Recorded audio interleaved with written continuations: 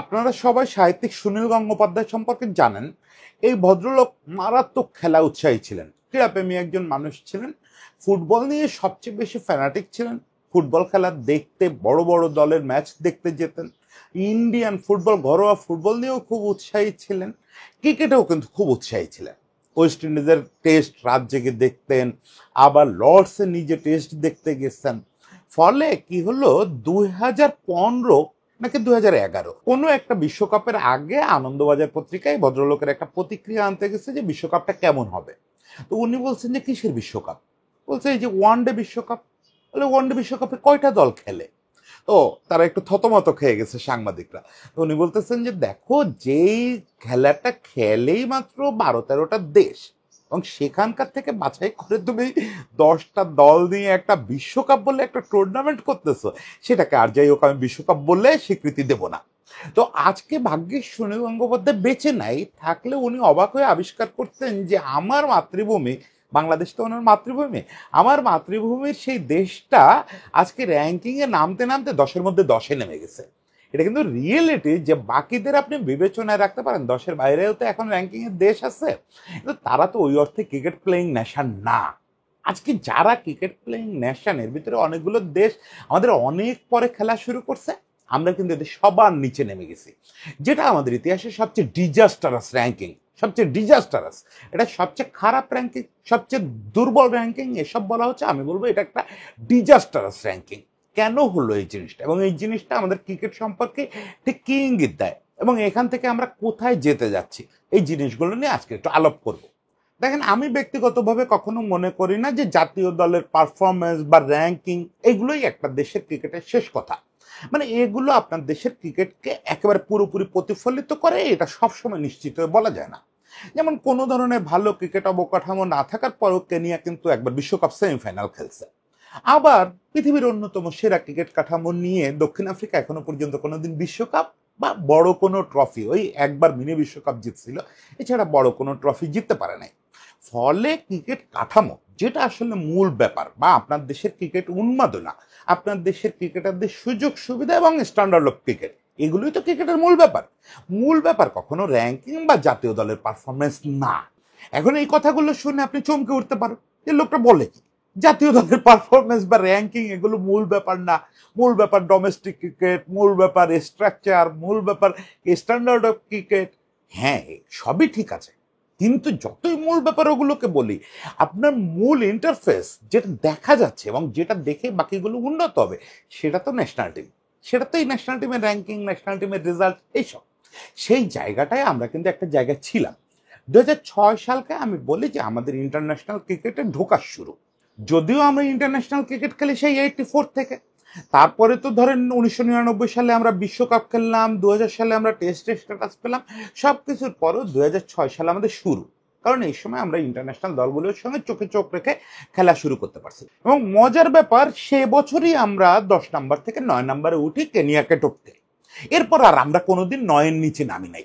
In fact 9-ও আর কখনো আমাদের নামতে হয় নাই। আমরা এরপর সর্বোচ্চ নামছি হচ্ছে 8-এ, এবং সর্বোচ্চ উঠছি 6। মানে 6, 7, 8 এই জায়গাটাই ঘোরাঘুরি করতাম। এবং আমাদের সুন্দর টাইমটা যেটা, মানে 2015 থেকে 2021-22 এ পর্যন্ত আমরা 6-7-এর নিচে যাই নাই। 6 আমাদের সর্বোচ্চ র্যাঙ্কে, কিন্তু 7-এর নিচে আমরা খুব একটা নামি নাই। মানে আমরা পৃথিবীতে এটা অন্তত সেট করতে পারছি যে 50 ওভার ক্রিকেটে আমরা বিশ্বের কমপক্ষে 7 নম্বর টিম। এর চেয়ে খারাপ আমাদের ভাবেন না। সেই রেজাল্ট আমাদেরকে প্রতিনিয়ত করে যেতে হয়েছে। আপনারা জানেন যে 2006 সালে আমরা যখন ওই যে 9 নম্বরে উঠলাম, এরপরে 2007 বিশ্বকাপে আমরা দুর্দান্ত কিছু পারফরমেন্স করলাম, ইন্ডিয়াকে হারায়, ইন্ডিয়াকে বিশ্বকাপ থেকে ছিটকায় দিলাম। এরপর সাউথ আফ্রিকা তখন বিশ্বের 1 নম্বর দল, সাউথ আফ্রিকাকে হারাইলাম। আয়ারল্যান্ড আর ওয়েস্ট ইন্ডিজের বিপক্ষে দুর্ভাগ্যজনকভাবে দুটো ম্যাচ হেরে আমরা আসলে সেমিফাইনাল মিস করলাম। সেই থেকে এই 2019 বিশ্বকাপ পর্যন্ত বা 2022 সাল পর্যন্ত অনেক উত্থান পতন আমাদের গেছে, অনেক গেছে। 2014 সালে আমরা ড্রাস্টিক ভাবে খারাপ খেলছি, তাও আমরা 8-এর নিচে নামি নাই। এছাড়া আমরা বিভিন্ন সময় খারাপ ফেজ আমাদের গেছে। 2019 বিশ্বকাপ তো সাকিব বাদ দিলে আমরা জঘন্য একটা বিশ্বকাপ কাটাইছি। ওটা অত বেশি খারাপ মনে হয় না ওভারঅল রেজাল্ট দেখলে, কারণ সাকিবের অতিমানবীয় পারফরমেন্স। এছাড়া এইসব খারাপ সময়ও আমাদের গেছে, তারপরেও আমরা 8-এর নিচে নামি নাই। কিন্তু এবার ব্যাপারটা দেখেন, এই যে 2024-এর শুরু থেকে বা 2023-এর শেষ থেকে আমাদের একটা পতনের শুরু হলো। মানে আমরা টেস্ট টি-20, আমরা আগে থেকেই এই কথাটা আমি বহু কন্টেন্টে বলছি যে আমরা টেস্ট টি-20 খেলতে শিখি নাই এখনো, বরং কখনো কখনো আমার মনে হয় যে টেস্টটা গত কয়েক বছর ধরে আমরা মোটামুটি বুঝে উঠছি যে টেস্টে কি করতে হবে। কারণ টেস্টে এই সময় দেখছেন আপনারা আমাদের ইতিহাসের অন্যতম সেরা পারফরমেন্স করছে, পাকিস্তানে গিয়ে পাকিস্তানকে হোয়াইট ওয়াশ করে আসছে। কিন্তু আমাদের মূল শক্তির যে জায়গা, সে 50 ওভার ক্রিকেটে আমাদের অধঃপতন একেবারে অপ্রতিরোধ্য গতিতে শুরু হলো। মানে পড়া যে শুরু করছে, আপনারা যে কার্টুন ছবি দেখেন, আমি খুব দেখি, কার্টুন ছবিতে দেখবেন যে যে স্নোবল রোলিং শুরু হয় বিভিন্ন কার্টুনে, একবারে পাহাড়ের উপর থেকে বরফের ওই বল গড়ানো শুরু করে আর বড় হতে থাকে, গড়ানো শুরু করে আর বড় হতে থাকে। এটা একটা ফিলোসফিক্যাল টার্মও, স্নোবল রোলিং। ওইটা যে পড়তে থাকে, দিন দুনিয়ার কোনো কিছু ওকে ঠেকাতে পারে না। আমার কাছে মনে হচ্ছে 2023-এর শেষ দিক থেকে বা 2024 থেকে আমাদের পতনটা আসলে ওয়ানডের পতনটা ওরকমই হয়েছে যে কোনোভাবেই ঠেকানো যাচ্ছে না। এবং এটার একটা আলটিমেট চেহারা দেখতে পেলাম আমরা গত 12 মাসে আমরা একটা মাত্র ওয়ানডে ম্যাচ জিতছি, একটা মাত্র ওয়ানডে ম্যাচ জিতছি, সেটা আফগানিস্তানের বিপক্ষে। এছাড়া আমরা সব ওয়ানডে ম্যাচ হারছি। এটার রেজাল্ট আপনারা দেখতে পাচ্ছেন যে 2006 সালের পর প্রথমবারের মতো আমরা 10 নম্বরে চলে আসছি। এখন প্রথমে বলি যে এটা কি মিন করে। ওই যে আগেই বলছি যে এইটা নট নেসেসারি যে আপনার দেশের ক্রিকেট স্ট্যান্ডার্ড বা আপনার দেশের স্ট্রাকচার এগুলোকে পুরোপুরি প্রতিফলিত সবসময় করে, কিন্তু আমাদের ক্ষেত্রে খুব বেশি করতেছে। আমাদের স্ট্রাকচার, আমাদের স্ট্যান্ডার্ড অফ ক্রিকেট কোনো কালে ভালো ছিল না, কোনো কালে ভালো ছিল না, বরং এটা জঘন্যতর ছিল। এইখানে জাতীয় দল যে রোলটা সবসময় প্লে করে আসছে সে 2006 থেকেই, তারা এই সব কিছুকে ঢেকে দিছে। তারা একেবারে নীলকণ্ঠ হয়ে সব বিষ নিজেরা খাইছে। আমাদের জাতীয় দলের খেলোয়াড়রা তাদের ইন্ডিভিজুয়াল ব্রিলিয়ান্স দিয়ে দলকে সাকসেস এনে দিচ্ছে, কোনো রকম স্ট্রাকচার না থাকার পরও, কোনো রকম কোয়ালিটি ক্রিকেট দেশে না থাকার পরও তারা রেজাল্ট এনে দিচ্ছে। সেই রেজাল্টটা আমরা বিক্রি করছি, আইসিসির কাছে বিক্রি করছি, পলিটিক্সে সবচেয়ে বেশি বিক্রি করছি। যখন যারা বোর্ডে থাকছেন তারা এই জিনিসটা বিক্রি করছেন যে এটা আমাদের রাজনৈতিক সাফল্য। এই যে জাতীয় দল উপরে হারাইছে, এটা আমাদের রাজনৈতিক সাফল্য, এমনি বুঝি না আমি। তারপরেও এটা তারা বিক্রি করছেন। এই কেনা বেচার কাজে জাতীয় দলের সাকসেসটাকে ইউজ করা হচ্ছে। এছাড়া কখনো আমাদের বোর্ড কল্পনা করে নাই যে জাতীয় দলের এই সাফল্যটাকে আমরা আসলে একটা বেস হিসাবে ইউজ করে আমরা দেশের ক্রিকেটটা ডেভেলপমেন্ট করি। তারা এটা কখনো ভাবে নাই, বরং বিভিন্ন রকম সিন্ডিকেটবাজি করে বিভিন্ন আর্থিক লাভালাভের খাতিরে তারা এই জিনিসটারে নষ্ট থেকে আরো নষ্টতর করার চেষ্টা করছে। এখন আপনারা বলতে পারেন যে যদি কোনো কাঠামোই না থাকে, যদি কোয়ালিটি অফ ক্রিকেট আপনার দেশে না থাকে, তাহলে আপনার জাতীয় দলে এই যে এত কাল 6-7 থাকলো কি করে? এই ডমিনেন্সটা তারা কিভাবে দেখালো? তারা বিশ্বের সেরা সেরা দলটি কিভাবে সিরিজে হারালো? এখানে দুটো জিনিস কাজ করছে, একদম ফ্রাঙ্কলি স্পিকিং দুটো জিনিস কাজ করছে। প্রথম এবং সবচেয়ে ভালো ব্যাপার হচ্ছে যে ইন্ডিভিজুয়াল ব্রিলিয়ান্স। আমাদের দেশটার উপরে আমি সবসময় মনে করি স্রষ্টার একটা বিশেষ অনুগ্রহ আছে। আপনি দেখবেন প্রাকৃতিক ব্যাপারেও যদি তাকান, যে আমাদের মতো যারা উপকূলের একদম ভিতরে আছে, বাংলাদেশটা একদম সাগরের ভিতরের একটা দেশ, এরকম একটা দেশে প্রতি বছর কয়েক লক্ষ লোক মরে যাওয়ার কথা শুধু ঘূর্ণিঝড় অন্যান্য আপৎকালীন জিনিসে। মরি না আমরা, কারণ কি আমাদের জন্য স্রষ্টা একটা সুন্দর সুন্দরবন দিয়ে রাখছেন। এরকম আমাদের প্রতিটা ব্যাপারে স্রষ্টার অশেষ রহমত আছে আমাদের এই দেশটার প্রতি। সেই রকম ক্রিকেটে আমাদের একটা দারুণ ব্যাপার আছে, স্রষ্টা যে জিনিসটা আমাদেরকে সব সময় দিতে থাকেন, এটা আমরা তৈরি করতে পারি না, কারণ আমরা ওই যে তৈরি করার চেষ্টা করি না, সেটা হচ্ছে ইন্ডিভিজুয়াল ব্রিলিয়ান্স। আপনি যদি সেই আদি যুগ থেকে দেখেন, আমাদের দেশে বিভিন্ন সময় বিভিন্ন জেনারেশনে একদম গ্লোবাল স্ট্যান্ডার্ড প্লেয়ার জন্মাইছে। এটা জন্মানোর কথা না, কোনোভাবে জন্মানোর কথা না। মিনাজুল আবেদিন নান্নুর মতো ব্যাটসম্যান, আমিনুল ইসলাম বুলবুলের মতো ব্যাটসম্যান, পরবর্তী যুগে এসে মাশরাফির মতো বোলার, সাকিবের মতো অলরাউন্ডার, এগুলো তো আমাদের পাওয়ার কথা ছিল না। রফিকবার কথা ভুলে গেলাম, রফিকবার মতো সর্বকালের সেরাদের একজন এই দেশে জন্মাইছে। এগুলো স্রষ্টা পাঠাইছে, আমরা ইউজ করতে পারি নাই, কিন্তু তারা তাদের নিজস্ব যোগ্যতায় আমাদের ক্রিকেটকে রেগুলার একটা রেজাল্ট এনে দিচ্ছে। ওই যে যেটা বললাম যে রেজাল্টটা আমরা বিক্রি করছি। আর একটা ব্যাপার হয়েছিল যেটা একটা কুড ব্যাপার, সেটা হচ্ছে যে আমরা প্রচুর হোম সিরিজ খেলতাম এই মাঝে কয়েকটা বছর। সেই হোম সিরিজগুলোতে আমরা একটা ধান ক্ষেতের মতো মাঠ বানাইতাম। আমি প্রচুর বলি যে ওটা নোংরা উইকেট। কেন নোংরা উইকেট বলি তাও ব্যাখ্যা দিচ্ছি, যে হাঁটুর উপরে বল ওঠে না, তারপরে বল পড়ে ব্যাটসম্যানের কাছে পৌঁছাতে চায় না, মনে হয় যে আবার চলে যেতে চাচ্ছে বোলারের কাছে। এইসব উইকেট বানায় আমরা অস্ট্রেলিয়া নিউজিল্যান্ডকেও ঢাকা ডেকে এনে সিরিজ হারাইছি। এই দুইটা জিনিস আমাদের টিকায় রাখছে, যে মাঝে মাঝে আমরা সাকসেস পাইছি, যার ফলে আমরা 6-7 থাকতে পারছি। ইন্ডিভিজুয়াল ব্রিলিয়ান্স মানে স্রষ্টার আশীর্বাদ, আর একটা হচ্ছে আমাদের ধান ক্ষেতের উইকেট। এখন তাহলে কি হলো, কেন আমরা 24 সাল থেকে এই অবস্থাটায় চলে গেলাম যে ওইটাও কেন কাজ করতেছে না? ইন্ডিভিজুয়াল ব্রিলিয়ান্সের ক্ষেত্রে কিন্তু আমি আপনাদেরকে এখন একটা চমকায় দেওয়া কথা বলতে পারি। সেটা হচ্ছে যে আপনারা মনে করতেছেন আমাদের ইন্ডিভিজুয়াল ব্রিলিয়ান্স শেষ হয়ে গেছে। Actually not. আমার কাছে কিন্তু মনে হয় যে আমরা আমাদের ইতিহাসের সবচেয়ে বেশি ইন্ডিভিজুয়াল ব্রিলিয়ান্স এই সময়টায় ভোগ করতেছি। এখন কাদের ভোগ করতেছি? ধরেন নাহিদ রানার মতো পেসার আমাদের আগে আসছে কখনো আমাদের দেশে? ওই রকম পেসার 150+ পেসার আসে নাই তো। হাসান মাহমুদের মতো স্মার্ট ফাস্ট বোলার আসে নাই। আমি জেনে শুনে বলতেছি, আমি গত 20-22 বছর ধরে বাংলাদেশের ক্রিকেট স্রেফ কাভারই করি। এইরকম স্মার্ট বোলার আমি দেখি নাই, স্মার্ট ফাস্ট বোলার।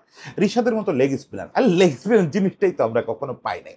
বা জাকেরের মতো ব্যাটসম্যান, কিপার ব্যাটসম্যান, অত ভালো কিপার না, লিটনের মতো গ্লোরিয়াস ব্যাটসম্যান। আমি দৃঢ়ভাবে আপনাকে বলতে পারি, ও আচ্ছা আগের প্রজন্মে আশরাফুলের নাম বলতে গেছি, ওইটাও একটা সৃষ্টিকর্তার প্রদত্ত ব্যাপার ছিল। এরকম যদি আপনি আগের পুরোটা সময় হিসাব করেন যে আগে সব মিলে আমরা 10 জন পাইছি, এই সময় আমরা 4-5 জন এট এ টাইম আছে আমাদের হাতে, যে সৃষ্টিকর্তার পাঠানো। সৃষ্টিকর্তা কিন্তু করুণার কমতি করতেছেন না যে তোরা শালারা খারাপ হয়ে গেছিস, আমি ওই করুণা দেওয়া কমায় দিচ্ছি, তা করে না। সৃষ্টিকর্তার ওইটাই হচ্ছে সবচেয়ে বড় ব্যাপার, বান্দার প্রতি তার মায়া সবসময় থাকে। সেই মায়া থেকে বাংলাদেশকে কিন্তু তারা ইন্ডিভিজুয়াল ব্রিলিয়ান্স পাঠাচ্ছেন। কিন্তু তাহলে কেন আমরা ধসে পড়ছি? একটা হচ্ছে আমরা ধান খেতে খেলা বন্ধ করছি। এটা একটা টু সাম এক্সটেন্ট প্রশংসার ব্যাপার যে আমরা ওই নেগেটিভ অ্যাপ্রোচে ভালো রেজাল্ট আনাচ্ছে, যা আসি তাই দেখাই। এখানে আমি বোর্ডকে বলি যে ঠিক আছে, আপনারা যা করতেছেন এখানে আমি আপনাদের পাশে আছি। ওকে, কি হচ্ছে, কিছুদিন আমরা রেজাল্ট খারাপ হবে, র্যাঙ্কিং একটু পিছাচ্ছি, কিন্তু রিয়েলিটিটা ফেস করি আমরা। এটা খুব সামান্য রোল প্লে করতেছে। এখন বোর্ড আবার তৃপ্ত হয়ে যাওয়ার কোনো কারণ নেই। না, দেবু বলছে যে এটাই ঠিক আছে, র্যাঙ্কিংয়ে 10 নম্বরে থাকাই ঠিক আছে, কারণ এটাই আমরা ডিজার্ভ করি। নট নেসেসারি, আমরা 10 নম্বরে থাকা ডিজার্ভ করি না। কারণ ওই ইন্ডিভিজুয়াল ব্রিলিয়ান্সগুলো তো আছে, যারা আমাদেরকে আগে দেশের বাইরেও ম্যাচ এনে দিচ্ছিল, ভালো উইকেটেও ম্যাচ এনে দিচ্ছিল, জয় এনে দিচ্ছিল, তাদেরকে কেন আমরা ইউজ করতে পারতেছি না? আমি যে বললাম যে আমাদের ইতিহাসে সবচেয়ে বেশি ইন্ডিভিজুয়াল ব্রিলিয়ান্স এই মুহূর্তে আমরা ভোগ করতেছি, এই মুহূর্তে আমাদের পকেটে আছে, তাদের আমি এক্সিকিউশনটা কই দেখতে পাচ্ছি? কেন এই মুহূর্তে বিশ্বের অন্যতম সেরা পেস সেট আপ নিয়েও আমরা ওয়ানডে সিরিজ জিতবো না দেশের বাইরে? কেন জিততেছি না? কেন এই মুহূর্তে বিশ্বের সবচেয়ে কার্যকর লেগ স্পিনারদের একজনকে আপনার দলে থাকার পরেও আমরা যে কোনো ট্রু উইকেটে ম্যাচ জিততেছি না? কেন কয়েকটা ভালো ব্যাটসম্যান, যদিও ব্যাটসম্যান আমাদের এই মুহূর্তে যথেষ্ট ভালো নাই, কেন কয়েকটা ভালো ব্যাটসম্যান থাকার পরেও আমরা সুন্দর ডমিনেট করতে পারতেছি না? এটার কারণ হচ্ছে আমাদের ক্রিকেট বোর্ড একটা আউলা অবস্থায় চলে গেছে। শুধু ক্রিকেট বোর্ড বলি না, আমাদের ক্রিকেট সিস্টেম আমাদের বাংলাদেশের ইতিহাসে সবচেয়ে এলোমেলো অবস্থায় আছে। মানে এখানে কোনো সিস্টেম প্রপার প্লেসেই নাই। সেটা নিয়ে আমরা আলোচনা করছি বহুবার, আবার আজকে পুরোটা না বলি, শুধু এটুকু বলি, ক্রিকেট বোর্ডের নিয়ন্ত্রণে কিছু নাই। এই যে ম্যাচ পাতানো হচ্ছে, অমুক হচ্ছে, তমুক হচ্ছে, এগুলো তো চিরকাল হয়, কিন্তু সবসময় যেহেতু রাজনৈতিক অথরিটিপূর্ণ লোকজন বোর্ডে থাকে, তারা ধমক টমক দিয়ে ব্যাপারগুলো সামলায় রাখে। ওটাও আমি প্রশংসা করতেছি না, কিন্তু এটা ধমক টমক দেওয়াতে যেটা হয়, ওটা আসর এত বেশি ন্যাশনাল টিমের উপরে পড়ে না। মানে ন্যাশনাল টিমের ক্রিকেটাররা এই মুহূর্তে আমার ধারণা তারা মানসিকভাবে অত্যন্ত অসহায় অবস্থায় আছে গত বছর দেড়েক ধরেই। এটা শুধুমাত্র এই পরিবর্তিত পরিস্থিতিতে হয়েছে তা না, গত বোর্ডেরও শেষ দিকে এই অবস্থাটা শুরু হয়েছিল। তারা বুঝতেছে না হু ইজ ইন কমান্ড, তারা বুঝতেছে না কি করতে হবে। এবং হয় কি জানেন, ঘরে যখন বাবা মা মারামারি করতে থাকে, তখন বাচ্চারা বাইরে গিয়ে খেলা শুরু করার পরে আর ওই আগ্রহ বোধ করে না যে ঘরে যে পড়তে বসে। হ্যাঁ, পড়তে বসে কি হবে, বাবা মা তো খেয়ালই করতেছে না, তারা তো মারামারি করতে ব্যস্ত। ওই ফিল্ডটা ক্রিকেটারদের ভিতরে চলে আসে। যতই ইন্ডিভিজুয়াল ব্রিলিয়ান্স থাক, যতই বিশ্বের অন্যতম সেরা পেস অ্যাটাক এই মুহূর্তে আপনার থাক, তাদের তো ভেতর থেকে পারফরমেন্সটা আসতে হবে, একটা টিম হিসাবে খেলতে হবে। না খেললে তো তারা পারফর্ম করতে পারবে না। কিন্তু তারা যখন দেখতেছে বোর্ড বলে কিছু নাই, তারা যখন দেখতেছে গার্জিয়ান বলে কিছু নাই, ওই ম্যানেজমেন্টটাও এলোমেলো। এখনো পর্যন্ত সালাউদ্দিন ভাইয়ের অ্যাটিটিউড বা এই সিমন্সের অ্যাটিটিউড দেখে আমার মনে হচ্ছে না যে তারা প্রপারলি টিমটাকে ইউনাইটেড করে চালাইতে পারতেছে। ফলে ক্রিকেটাররা টু মাস রিল্যাক্সড, টু মাস কি বলবো, ক্যাওসে পরিপূর্ণ একটা অবস্থায় আছে। এখন আমাদের যেখানে মূল সম্পদই হচ্ছে ক্রিকেটাররা, আর কিচ্ছু তো নাই। ওই যে শুরু থেকে বারবার বলতেছি একটা কথা, যে আমাদের মূল সম্পদই স্রষ্টা প্রদত্ত বিলিয়ন্স। সেই বিলিয়নটা যদি আপনার না পারফর্ম করে, তাদেরকে যদি আমরা একত্রিত রাখতে না পারি, তাদেরকে যদি আমরা জিততে উৎসাহ দিতে না পারি, তাহলে হবে না, তাহলে এই রেজাল্ট আসবে। এখন আমাদের করণীয় কি? এটা খুব জরুরি একটা জায়গায় আমরা দাঁড়ায় পড়ছি। সেটা হচ্ছে যে এখন আমরা এখান থেকে কোথায় যাব? আমরা কি ওই যে স্নো বলটাকে রোল করতে দেবো? আরো পড়তে দেব? কারণ পাহাড়ের এখনো তো আমরা তলায় পৌঁছাই নাই, যত যাই বলি এখনো পাহাড়ের নিচে অনেক নিচে। ফলে আমরা কি স্নোবলটাকে ঠেকাবো? সে ঠেকাইতে আমাদের কি করতে হবে? অবশ্যই ঠেকাইতে হবে, অবশ্যই ঠেকাইতে হবে, এটা কোনো বিকল্প তো নাই। প্রথমত এই মুহূর্তে স্নোবলের নিচে একটু তক্তা দেন, তক্তা দিয়ে আটকানোর চেষ্টা করেন। সেটাকে বোর্ডটাকে ক্যাওস মুক্ত করেন, ম্যানেজমেন্টটাকে ক্যাওস মুক্ত করেন। কিভাবে করবেন আমি জানি না, কিন্তু আপনাদের সঙ্গে ট্যালেন্ট লোকজন আছে, পরস্পর বিরোধিতাটা কমান। বোর্ডে আসেই সব মিলে 7-8 জন লোক, একজন আরেকজনের দেখতে পাচ্ছে না, একজন আরেকজনের এগেনস্টে সাংবাদিকদের দিয়ে সিরিজ করাচ্ছে, অমুক করাচ্ছে, তমুক করাচ্ছে। কেউ ইনজাস্টিস করতেছে তা বলতেছি না, যেগুলো হচ্ছে এগুলো ভালো হচ্ছে না, কারণ আপনাদের সময়টা ওই খাতে ব্যয় হচ্ছে। স্বাভাবিকভাবে নির্বাচন হলে তো এখনো কয়েক মাস বাকি আছে, অক্টোবরে বোধহয় নির্বাচন হওয়ার কথা। আপনারা এখনই নির্বাচন নিয়ে এত ব্যস্ত হয়ে পড়লেন যে ন্যাশনাল টিম, ক্রিকেট সবকিছু ভুলে একজন আরেকজনের পেছনে লাগা শুরু করলেন।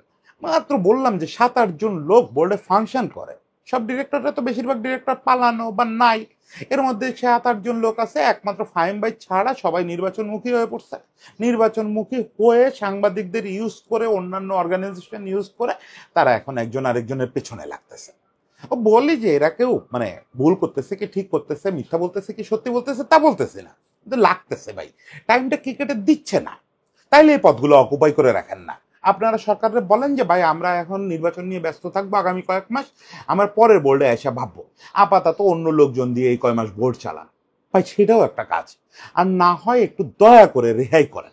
আপনারা নির্বাচন আরো কাছে আসুক, অক্টোবর আসতে এখনো বহু দেরি, ওই আগস্ট সেপ্টেম্বরে গিয়ে এগুলো করে 2 মাস সহ্য করা যাবে। কিন্তু এতকাল ধরে এরকম করতে থাকলে টিমটা তৈরি আউট অফ কন্ট্রোল হয়ে যাচ্ছে। টিমের উপরে কারোর কোনো খবরদারি নেই, আপনারা টিমের কথা ভুলেই গেছেন। আপনারা ভুলেই গেছেন যে আপনাদের একটা ন্যাশনাল টিম আছে। আপনারা কি সব বিষয় নিয়ে ব্যস্ত, কি সব আজগুবি বিষয় নিয়ে ব্যস্ত। ওকে, এটা হচ্ছে একটা সাময়িক কাজ যে আপনাদেরকে স্থিতিশীল হতে হবে। সবাই, আপনারা সবাই রেসপেক্টেড পার্সন রে ভাই। আপনারা ভুলে যাচ্ছেন যে আপনাদের দেশে অবস্থানটা কোথায়, আপনারা কোত্থেকে উঠে আসছেন। আপনারা অনেক বড় জায়গা থেকে আসছেন, আপনারা কেউ রাস্তা থেকে আসা লোক না। সেই জায়গাটা বজায় রাখেন, নিজেদের ভিতরে শান্তি বজায় রাখেন। শান্তি শান্তি শান্তি, একটু শান্তি বজায় রাখেন। পুরো পৃথিবীর অবস্থা খুব খারাপ, খুব খারাপ। এই সময় শান্ত থাকাটা খুব জরুরি, আমাদের ক্রিকেটের স্বার্থে জরুরি, ক্রিকেটারদের স্বার্থে জরুরি। আপনারা একমত হলে, আপনারা শান্ত হলে দেখবেন ক্রিকেটারদের উপরে একটা প্রভাব পড়ছে, অ্যাটলিস্ট আগের অবস্থাটা নেওয়া সম্ভব। এই যে সুন্দর সুন্দর বাচ্চা বাচ্চা ছেলে পেলে আছে, এদের ইউজ করলে আগামী 1 বছরের ভিতরে আপনি আবার র্যাঙ্কিং এ 6-7-এ চলে আসবেন। এটা ম্যাটার অফ 1 ইয়ার, 1 বছরের মধ্যে চলে আসবেন। এইরা এই মিড লেভেল টিমগুলোতে সমানে হারায় দেবে, সমানে যে কোনো জায়গায় হারায় দেবে, সেই ক্যাপাবিলিটি এদের আছে। ওই যে বললাম বিশ্বের অন্যতম সেরা পেস অ্যাটাক এখন আপনার হাতে, এটা আমরা ইউজ করতে পারতেছি না। তো যাই হোক, কিন্তু এখানে থামলে হবে না। বোর্ডে যারা আছেন তাদের ক্রিকেট প্রজ্ঞা নিয়ে আমি দেবব্রত, আমার অন্তত সন্দেহ নাই। আমি যখন এসব কন্টেন্ট করি, ক্রিকেট বোর্ডকে আক্রমণ করে, তখন ওখানে অনেকে লেখে যে এদের মতো অযোগ্য লোক নাই। তখন আমার নিজেরই দুঃখ লাগে যে ভাই কি বলতে চাইলাম আর কি বুঝলো মানুষজন। আমি তো আপনাদের আক্রমণ করে কথা বলি বল প্রত্যাশার জায়গা থেকে, কারণ এত যোগ্য লোকরে তো আমরা বোর্ডে একসঙ্গে এর আগে পাই নাই। এই নানা ক্ষেত্রে নানা রকম যোগ্য মানুষ। আপনারা চাইলে শুধু যে পরিস্থিতি শান্ত করে দলটাকে শান্ত করতে পারেন তা না, আপনারা কিন্তু চাইলে আমাদের cricket structure, quality of cricket, এগুলোতে হাত দিতে পারেন। অলরেডি আপনারা প্রুভ করছেন লাস্ট বিপিএল এ যে আপনারা ওখানে কোয়ালিটি অফ ক্রিকেট চেঞ্জ করছেন। বাকি জিনিসগুলো ঠিক করেন, দুর্নীতি ঠিক করেন, তারপরে আমাদের ফার্স্ট ক্লাস ক্রিকেটে নানা রকম ইনপুট দেন, এই জিনিসগুলোরে সেটেল করেন, জিনিসটারে লং লাস্টিং করেন। আমাদের ক্রিকেটের যে সাফল্যটা, এটা আপাতত ইমিডিয়েটলি আনেন এই টিমটাকে দিয়ে। এরপর হচ্ছে আপনাকে যেটা করতে হবে, একটা সাস্টেনেবল সাফল্যের পথ তৈরি করতে হবে। হ্যাঁ, সোর্সটা কিন্তু অযোগ্য পাত্রে দীর্ঘকাল করুণা করবেন না, এটা আপনি মোটামুটি নিশ্চিত থাকতে পারেন। আমরা যদি বারবার মিস ইউজ করি তার দেওয়া করুণার, তিনি একসময় মুখ ফুরায় নেবেন। ফলে সেই সময়টার জন্য, সেই সময়টা পর্যন্ত আমরা না যাই, আমরা উনি যা দিচ্ছেন সেটাকে সর্বোচ্চ ব্যবহার করি। ফলে ওনার দেওয়াটা ঠিকঠাক, এবং একই সঙ্গে আমরা একটা সাস্টেনেবল জায়গায় যাই। একটা সাস্টেনেবল জায়গায় যাওয়া এটা আপনাদের হাতে। আজকে শুধু হতাশার কথা না বলে, হতাশার কথা তো এই 2-3 দিন সবাই বললো, 10 নম্বরে নেমে গেছে, সবাই শোক প্রকাশ করতেছে। আমি বলতেছি এটা ঘুরে দাঁড়ানোর সময়, পারফেক্ট সময়। মাথা ঠান্ডা করেন সবাই, মাথা ঠান্ডা করলে এখান থেকে 1 বছরের মধ্যে আবার আগের চেয়ে ভালো অবস্থায় চলে যাবেন। সবার জন্য শুভকামনা থাকলো। এই বাচ্চাগুলোর জন্য খুব খারাপ লাগে, এই বাচ্চাগুলো যে যোগ্যতা নিয়ে এখানে আসছে সেই তুলনায় তারা এখনো কিছু পেল না। সেটা সবাই মিলে পাওয়ার ব্যবস্থা করি। সবাই ভালো থাকবেন, বাংলাদেশ দলের জন্য অনেক শুভকামনা।